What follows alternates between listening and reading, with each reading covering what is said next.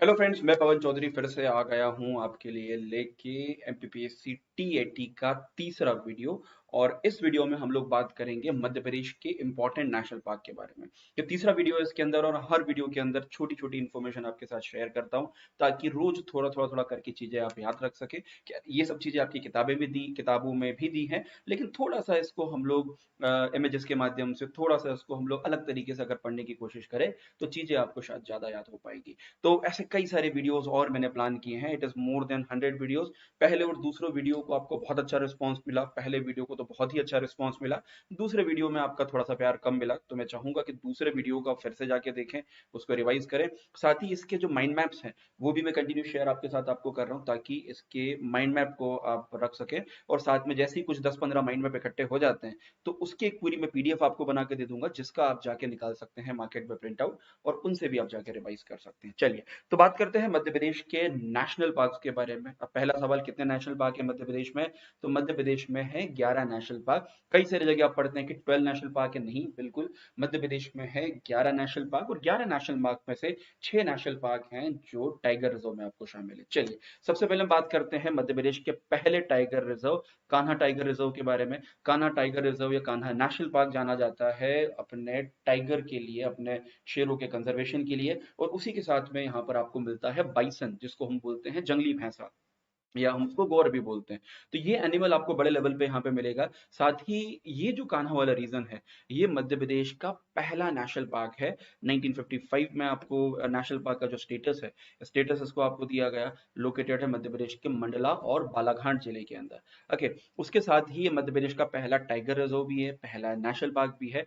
हालून और बंजर घाटियों के बीच में घिरा हुआ है। खैर देखो, हर नेशनल पार्क के लिए अलग से एक डेडिकेटेड वीडियो में बनाने वाला हूँ, जहाँ पे हर नेशनल पार्क को हम लोग काफी डिटेल में देखेंगे। अभी तो बस एक समरी यहाँ पर आपको है।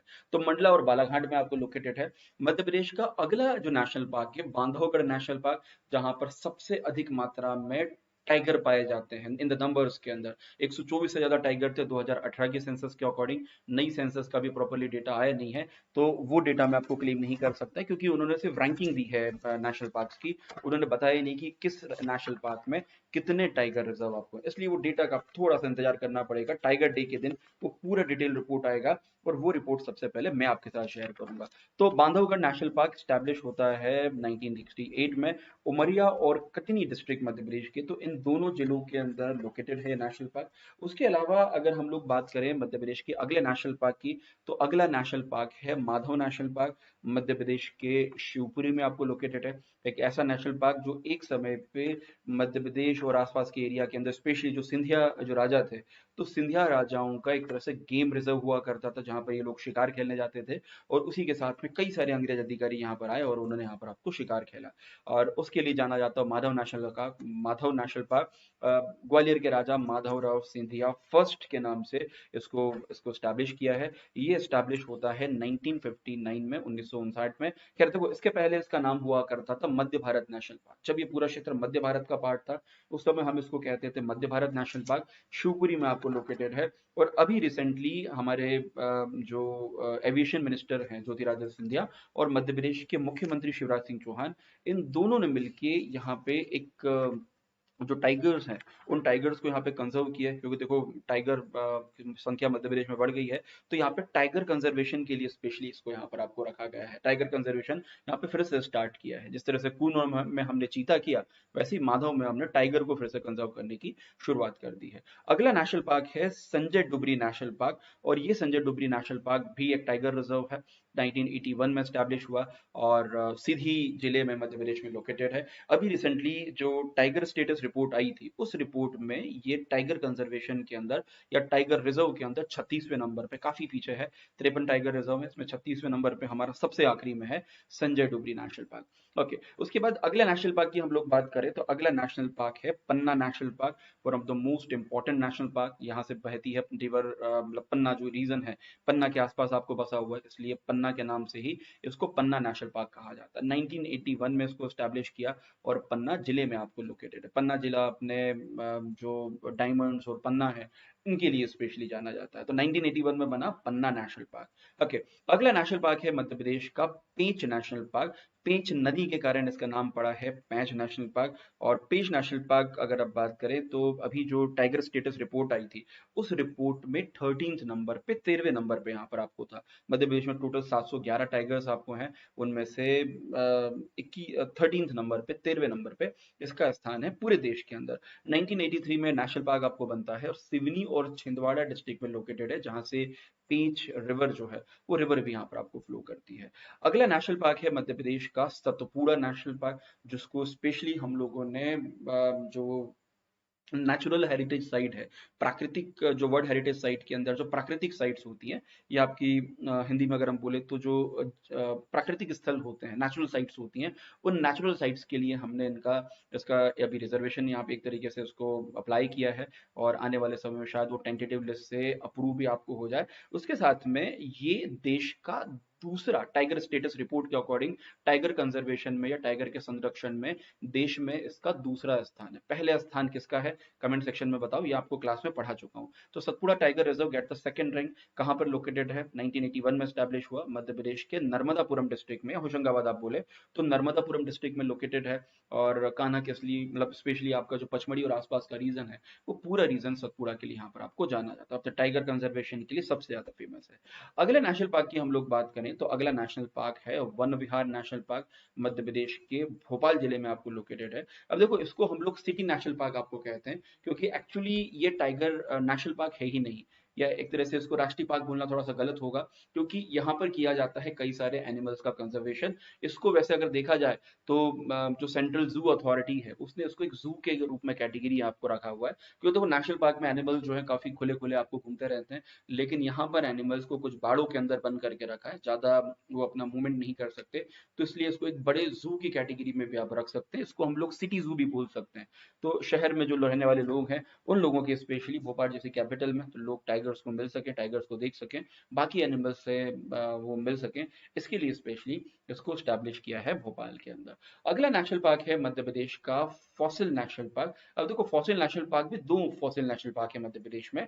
एक है डायनासोर फॉसिल नेशनल पार्क, और दूसरा नेशनल पार्क है जो डायनासोर, एक डायनासोर, और दूसरा जो नेशनल पार्क है वो वुड फॉसिल नेशनल पार्क है। ठीक है, तो फॉसिल नेशनल पार्क जो है स्टैब्लिश हुआ डिंडोरी के अंदर 1983 में, 1983 में। इसको वुड फॉसिल भी कहा जाता है, या भी कॉल द घुगवा नेशनल पार्क। इसको घुगवा कर लेना तो ज्यादा ठीक रहेगा। घुगवा नेशनल पार्क जो लोकेटेड है मध्य प्रदेश के डिंडोरी में, 1983 में स्टैब्लिश हुआ, और इसकी खासियत यह है कि यहाँ पर मिलता है तकरीबन तकरीबन 6.5 करोड़ अरब साल पुराना एक ट्री का फॉसिल।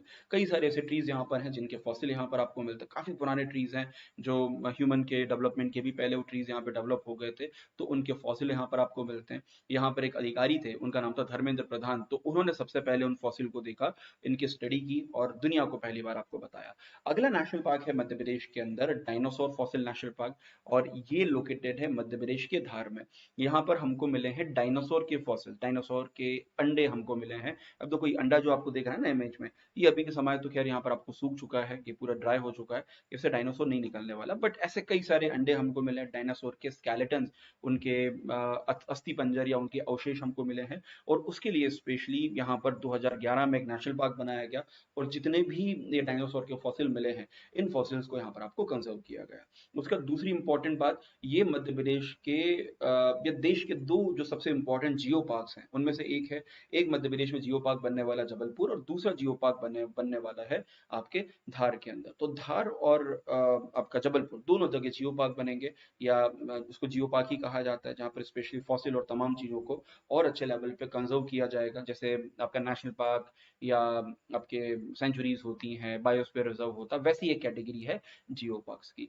तो डायनासोर फॉसिल पार्क 2011 में धार में स्टैब्लिश आपको हुआ। उसके बाद अगले नेशनल पार्क की बात करें तो कूनो नेशनल पार्क है, और कूनो नेशनल पार्क अभी पिछले कुछ समय से बहुत ज्यादा चर्चाओं में है, और चर्चा का सबसे बड़ा कारण है कि भारत में सबसे पहले चीता कंजर्वेशन के लिए, चीताओं के संरक्षण के लिए भारत सरकार ने, या जो wild life institute of India है, इन्होंने चुना है आपके कूनो नेशनल पार्क को।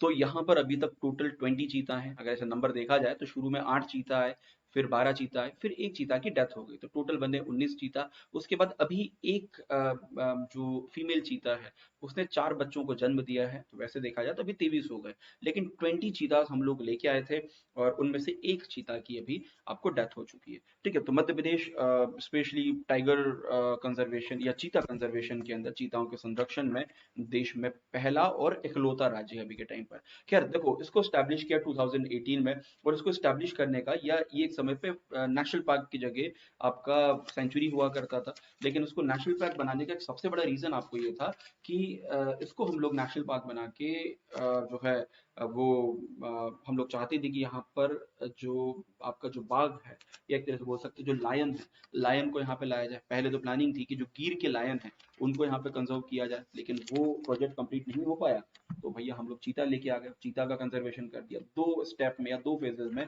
अभी तक चीता हमने यहाँ पर आपको कंजर्व आपको किए हैं। तो चीता के लिए स्पेशली पूरी दुनिया के अंदर आपको फेमस है। श्योपुर और मुरैना डिस्ट्रिक्ट में लोकेटेड है, मैक्सिमम एरिया इसका आता है श्योपुर जिले के अंदर। तो ये मध्य प्रदेश के हुए नेशनल पार्क। देखो, नेशनल पार्क के बारे में जो बेसिक थ्योरीज हैं वो मैं जब नेशनल जो देश के जो इंडिया के नेशनल पार्क जब पढ़ाऊंगा तो उसमें कई। इसी के साथ अनअकैडमी एमपीपीएससी प्लस के ऊपर चल रहे हैं कई सारे ऑफर, जिसके अंदर अनअकैडमी एमपीपीएससी प्लस सब्सक्रिप्शन पे आपको मिलेगा 45% का ऑफ, जिसमें आप अगर 1 साल का सब्सक्रिप्शन खरीदते हैं तो 3 महीना, और 2 साल का सब्सक्रिप्शन खरीदते हैं तो 6 महीने का एडिशनल बेनिफिट आपको मिल जाएगा। उसके लिए सिंपली आपको मेरा कोड पवन लाइव है, उस कोड को यूज करना है। साथ में विजय पद करके सीरीज है, प्री और मेंस का एक कंप्लीट सिलेबस आपको कंप्लीट हो जाएगा, जो 1 तारीख से बैच स्टार्ट हो रही है। साथ ही निर्माण करके एक बैच है 28 से स्टार्ट हो रहा है, जिसमें आप पवन लाइव कोड यूज करके पूरा एमपीपीएससी प्रीलिम्स के इंपॉर्टेंट एमसीक्यूज हैं उनको कंप्लीट करेंगे। साथ ही सफल रथ करके एक कोर्स है जो पूरा श्याम सर के द्वारा है, जिसमें इंटरव्यू प्रिपरेशन के लिए पूरा आपको बैच है। साथ ही रामबाण करके सीरीज, ऐसे कई सारे कोर्सेज अभी के समय पे चल रहे हैं, और जिनके माध्यम से आप पूरा सब्सक्रिप्शन लेकर एमपीपीएससी का, एमपीपीएससी व्यापम तमाम एग्जाम्स हैं उनको क्रैक कर सकते हैं। तो इस सारी बेसिक चीजें मैं आप। हेलो फ्रेंड्स, मैं हूं पवन चौधरी और स्वागत है आपका अन अकेडमी पर। लेके आ गया हूं मैं आपके लिए एमपीपीएससी टी80 का सेकंड पार्ट। पहला पार्ट था हमारा जीआई टेक के ऊपर, जिसको बहुत अच्छा रिस्पांस आप लोगों का मिला, जिसके लिए आपको बहुत बहुत धन्यवाद। चलिए, तो इस वीडियो में हम लोग बात करेंगे सेंचुरीज ऑफ मध्य प्रदेश के प्रमुख वन्य अभयारण्य के बारे में। अब देखो, एक बात याद रखना दोस्तों कि मेरे पास कोई ट्रिक या किसी प्रकार का कोई जादू की छड़ी नहीं है कि ये चीजें मैं आपको बहुत आसानी से या ऐसे ही याद करा दूं किसी ट्रिक से। ट्रिक से याद करने में चीजें गलत होने की संभावना है। उन चीजों को एनालाइज करके बार बार पढ़ के आप याद कर सकते हैं, ये काफी इंपॉर्टेंट है आपके लिए। चलिए, तो सबसे पहले जितनी भी सेंचुरीज के हम लोग नाम देखेंगे ना, तो इनके ईयर्स और इनके डिस्ट्रिक्ट्स की हम बात करेंगे, और कुछ इंपॉर्टेंट इनके बारे में जो फैक्ट्स हैं उनको भी हम लोग डिस्कस करेंगे। लेकिन इस वीडियो के बाद, इसको देखने के बाद, आप मध्य प्रदेश का एक ब्लैंक मैप लीजिए, जिस मैप के ऊपर सिर्फ डिस्ट्रिक्ट के नाम लिखे हैं, और नहीं भी लिखे हैं तो बहुत अच्छी बात है, आपको इस बहाने डिस्ट्रिक्ट्स के नाम भी याद करने का मौका मिल जाएगा। और उनके बाद आप मार्क करके उनको इजीली उन डिस्ट्रिक्ट्स को या उन सेंचुरीज को आप याद कर सकते हैं। जैसे कोई भी, जैसे सैलाना सेंचुरी आपको हो गया तो रतलाम में है, तो रतलाम पे एक छोटा सा मार्क करके आप उसी के ऊपर आप सैलाना लिख दें। इस तरह से अगर आप एक मैप बना लिया आपने, तो 50% सेंचुरीज आपको याद हो जाएंगी, ये मेरी गारंटी है। और 2-3 बार आपने इस वीडियो को देख लिया या इसका माइंड मैप आपने अगर स्टडी 1-2 बार कर लिया, तो 90% से ज्यादा सेंचुरीज आपको याद हो जाएंगी। सिर्फ 24 सेंचुरी है मध्य प्रदेश में, 24 नाम याद करना, उनके डिस्ट्रिक्ट के नाम याद करना कोई बड़ी बात आप लोगों के लिए नहीं है। और नहीं कर पाए तो फिर मेंस में क्या करोगे, तो थोड़ा चैलेंज लेको इनको याद कर लेना। हाँ, एक बात जरूर है कि इनके जो डिस्ट्रिक्ट्स हैं उनको याद करने की जरूरत नहीं है, डिस्ट्रिक्ट्स को आप अवॉइड कर, सॉरी, जो ईयर्स हैं उनको आप अवॉइड कर सकते हैं, डिस्ट्रिक्ट्स तो आपको याद करना ही पड़ेंगे। चलिए, तो सबसे पहले बात करते हैं मध्य प्रदेश की बगदारा सेंचुरी की। बगदारा सेंचुरी लोकेट स्टैब्लिश हुई 1978 में, और मध्य प्रदेश के सीधी जिले के अंदर यहाँ पर आपको लोकेटेड है। ठीक है, सीधी और आसपास का रीजन जो है ये बहुत ज्यादा फॉरेस्ट तो आप नहीं बोल सकते, लेकिन हाँ, काफी फॉरेस्टेड एरिया यहाँ पर आपको मिल जाएगा। अगला वाइल्ड लाइफ सेंचुरी है बोरी वाइल्ड लाइफ सेंचुरी, और ये स्टैब्लिश हुआ है 1977 में, और मध्य प्रदेश के नर्मदापुरम जिले में आपको लोकेटेड है। ये वाइल्ड लाइफ सेंचुरी पार्ट है सतपुड़ा जो नेशनल पार्क है उसका भाग आपको है, और कई सारे टाइगर के जो उन टाइगर्स के जो बफर जोन है, वो बफर जोन इस क्षेत्र में आपको बने हुए हैं।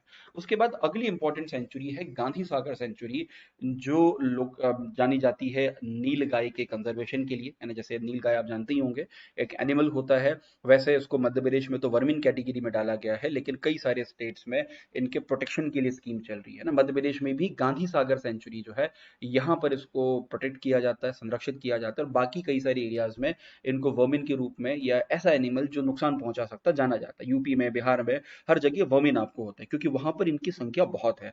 तो मध्य प्रदेश के गांधी सागर सेंचुरी जो लोकेटेड है मध्य प्रदेश के मंदसौर जिले में, तो यहाँ पर नील गाय का कंजर्वेशन किया जाता है। 1981 में स्टैब्लिश हुआ। अगर देखा जाए तो ये wild life sanctuary Madhya Pradesh के मंदसौर और नीमच दोनों जिले में आपको लोकेटेड है।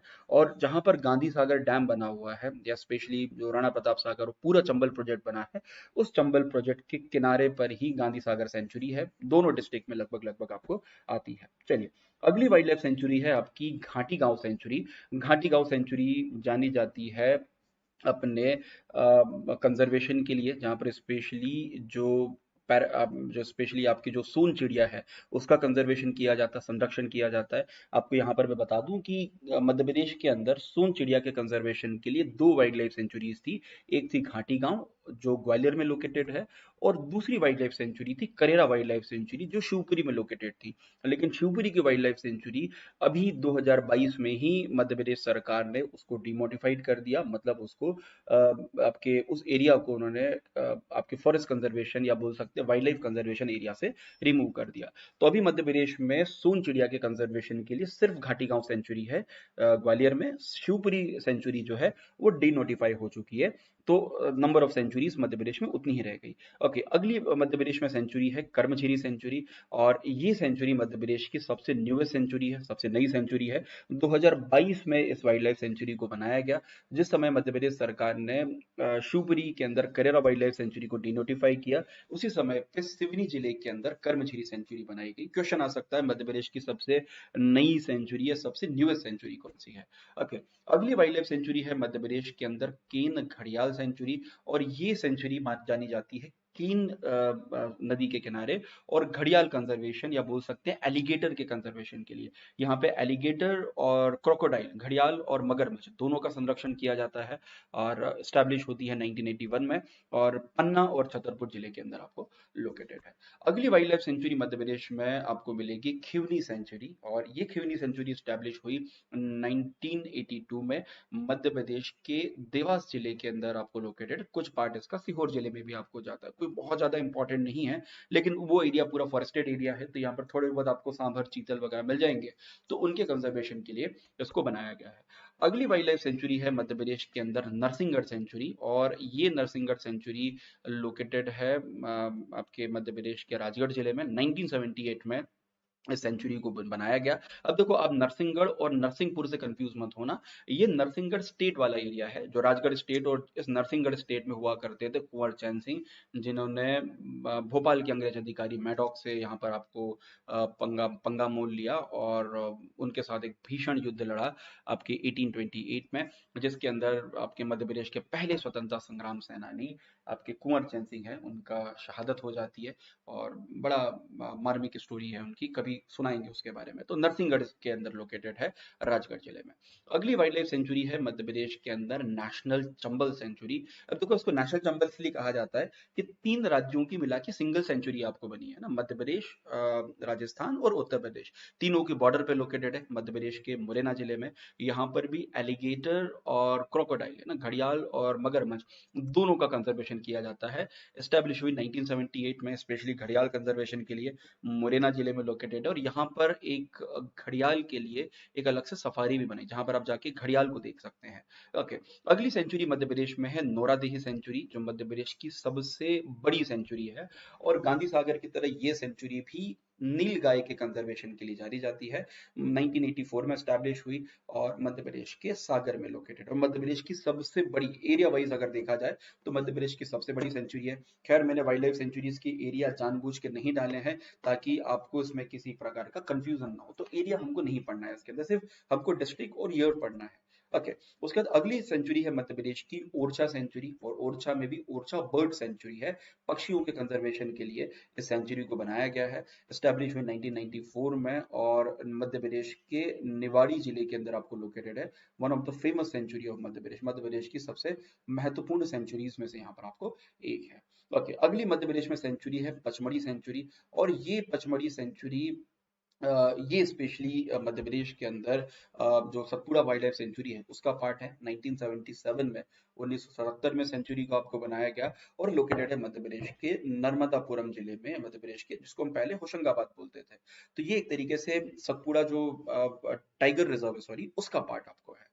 चलिए, अगली सेंचुरी है मध्य प्रदेश में पनपटा सेंचुरी, और पनपटा सेंचुरी स्टैब्लिश हुई 1983 में, और मध्य प्रदेश के शहडोल जिले के अंदर आपको लोकेटेड है।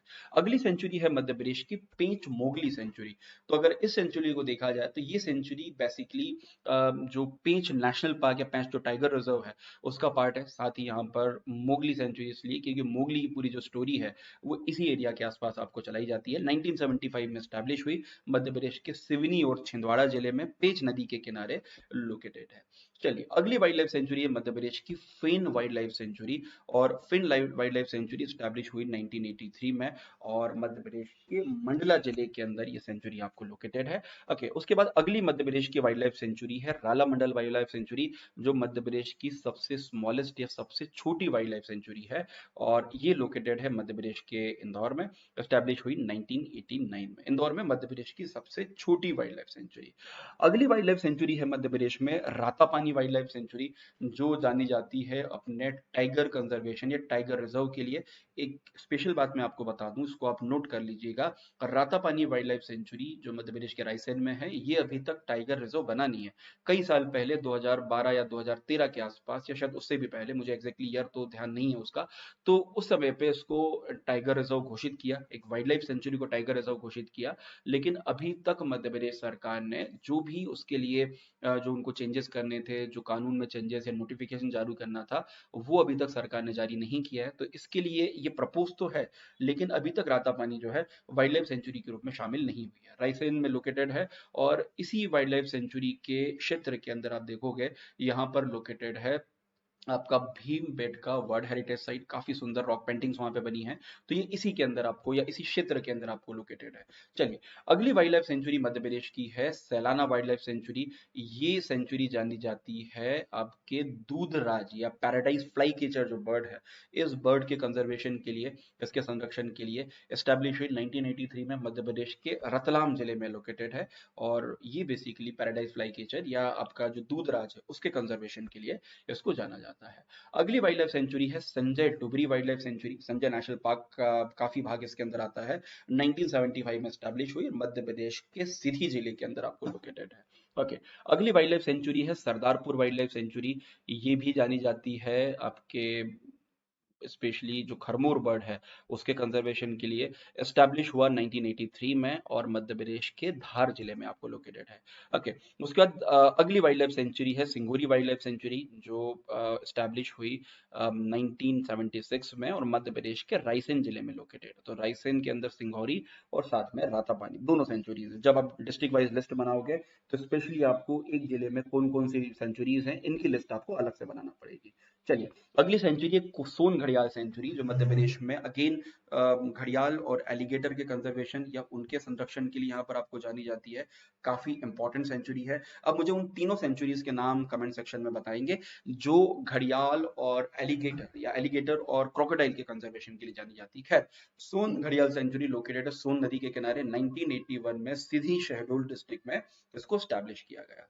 अगली वाइल्ड लाइफ सेंचुरी है वीरांगना दुर्गावती सेंचुरी, और ये सेंचुरी स्टैब्लिश हुई 1997 में, मध्य प्रदेश के जबलपुर के अंदर लोकेटेड है। चलिए, अगली सेंचुरी है सलारिया सुसनेर सेंचुरी, और ये सलारिया सेंचुरी लोकेटेड है मध्य प्रदेश के आगर मालवा डिस्ट्रिक्ट में, और ये मध्य प्रदेश की पहली काऊ सेंचुरी है। काऊ सेंचुरी या गाय के संरक्षण के लिए बनाई जाने वाली पहली सेंचुरी कहाँ लोकेटेड है? मध्य प्रदेश के आगर मालवा डिस्ट्रिक्ट में लोकेटेड है। तो ये हुई मध्य प्रदेश की 24 wild life sanctuary, 24 wild life sanctuary. I hope ये सभी 24 सेंचुरीज जो हैं वो आपको याद हो गई होंगी, उनके बारे में तमाम इंपॉर्टेंट फैक्ट्स भी आपने देख लिए।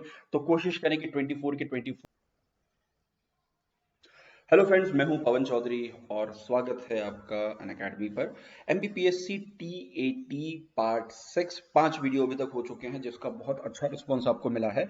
तो इस पूरी सीरीज में हम लोग एमपीपीएससी आने वाली प्रीलिम्स के लिए छोटे छोटे टॉपिक्स हम लोग पढ़ रहे हैं, ताकि एग्जाम में बहुत छोटे छोटे पॉइंट्स, छोटे छोटे पॉइंटर्स जो एग्जाम में आ जाते हैं वो आपसे ना छूटे, और कई सारे ऐसे इंपॉर्टेंट टॉपिक का रिवीजन हो जाए, और कई सारे ऐसे टॉपिक जो जनरली आप छोड़ देते हैं या छूट जाते हैं, वो टॉपिक भी इसके अंदर आपको कवर हो जाए।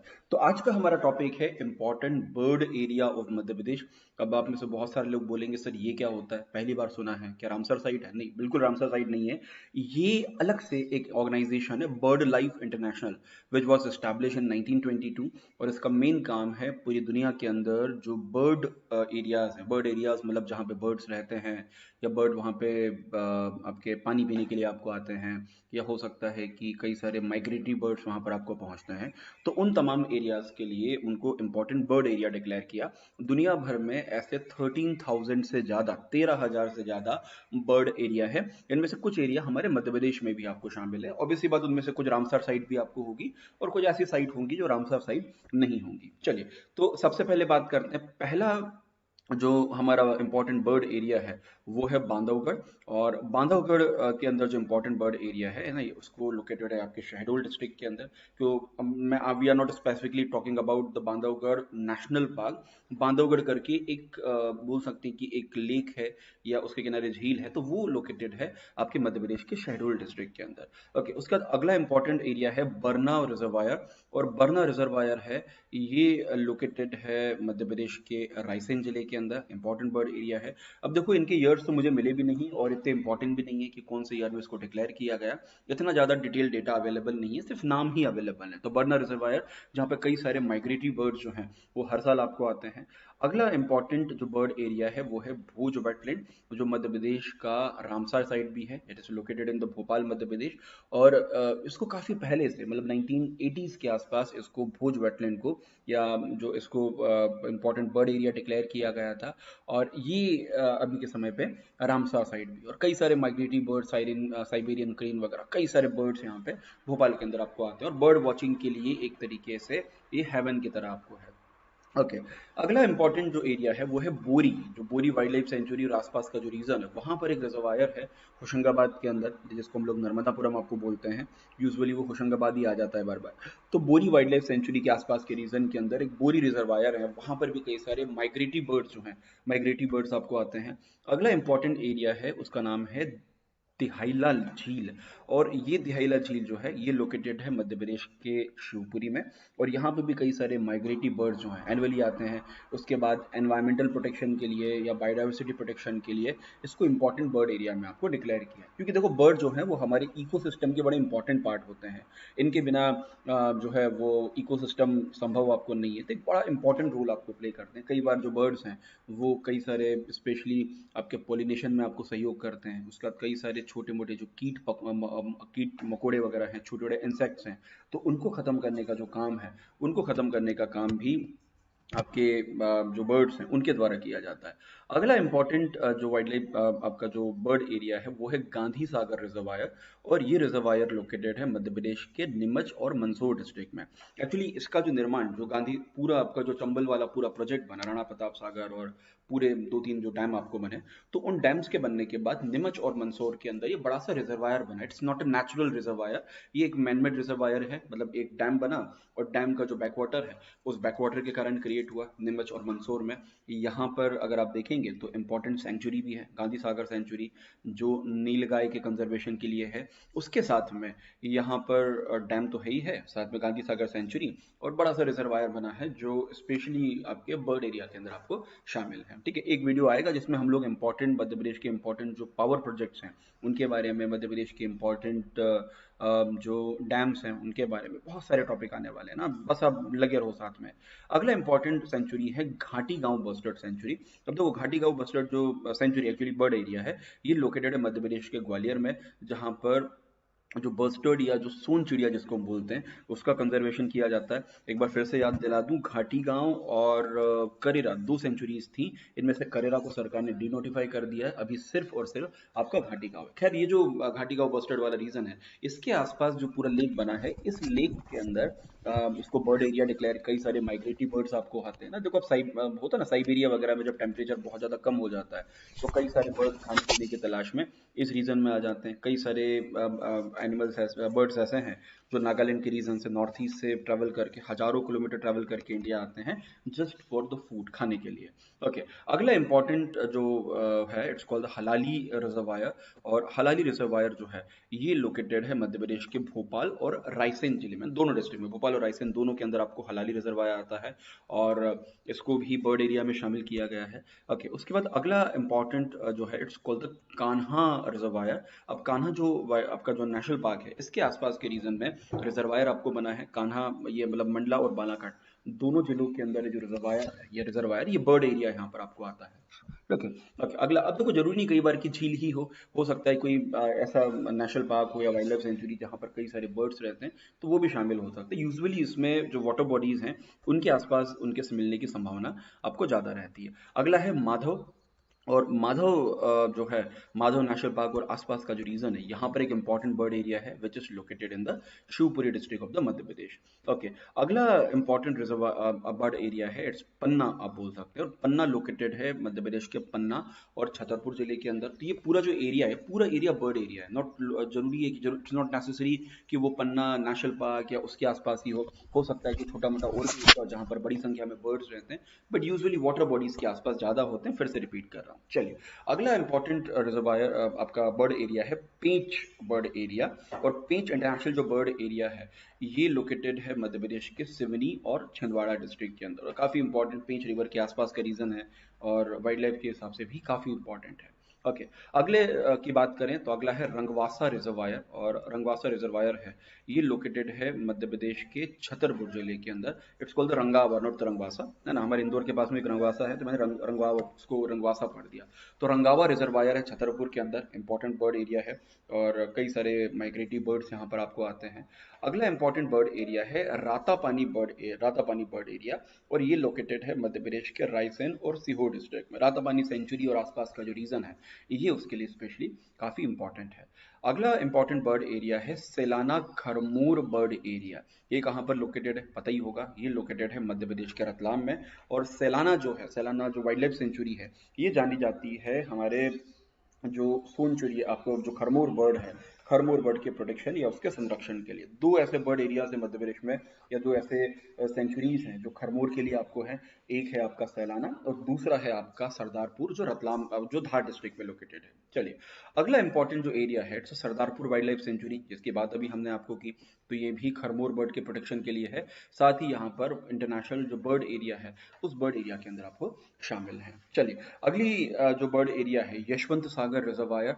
यशवंत सागर रिजर्वायर लोकेटेड है मध्य प्रदेश के इंदौर जिले के अंदर। और आपको याद होगा 2022 में इसको जो रामसर साइट है, रामसर साइट भी डिक्लेयर किया गया था। बड़ा इंपॉर्टेंट है और इंदौर के राजा यशवंतराव होलकर जो सेकंड है उनके नाम से इसका नाम रखा गया यशवंत सागर रिजर्वायर।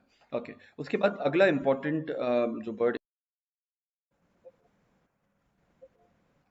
इसी के साथ अनअकैडमी एमपीपीएससी प्लस के ऊपर चल रहे हैं कई सारे ऑफर, जिसके अंदर अनअकैडमी एमपीपीएससी प्लस सब्सक्रिप्शन पे आपको मिलेगा 45% का ऑफ। जिसमें आप अगर 1 साल का सब्सक्रिप्शन खरीदते हैं तो 3 महीना, और 2 साल का सब्सक्रिप्शन खरीदते हैं तो 6 महीने का एडिशनल बेनिफिट आपको मिल जाएगा। उसके लिए सिंपली आपको मेरा कोड पवन लाइव है, उस कोड को यूज करना है। साथ में विजय पथ करके सीरीज है, प्री और मेंस का कंप्लीट सिलेबस आपको कंप्लीट हो जाएगा जो 1 तारीख से बैच स्टार्ट हो रही है।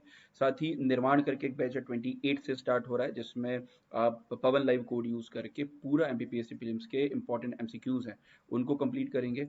साथ ही सफल रथ करके एक कोर्स है जो पूरा श्याम सर के द्वारा है, जिसमें इंटरव्यू प्रिपरेशन के लिए पूरा आपको बैच है।